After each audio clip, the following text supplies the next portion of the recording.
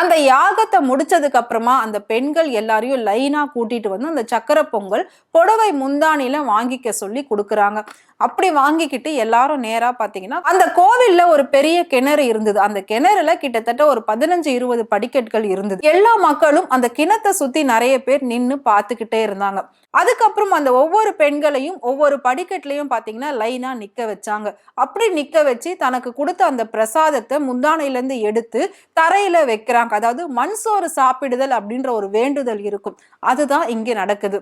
ஆனா இத அவங்க எப்படி சாப்பிடுறாங்க அப்படின்னா, அந்த பிரசாதத்தை அந்த சக்கரை பொங்கலை வந்து அந்த படிக்கட் மேல வச்சுட்டு இவங்க முட்டி போட்டுக்கிட்டு 2 கையும் பின்னாடி கட்ட சொல்றாங்க. 2 கையும் பின்னாடி கட்டிட்டு நாக்காலேயே அந்த சக்கரை பொங்கல் ஃபுல்லாவே சாப்பிடணும் அப்படின்னு சொல்றாங்க.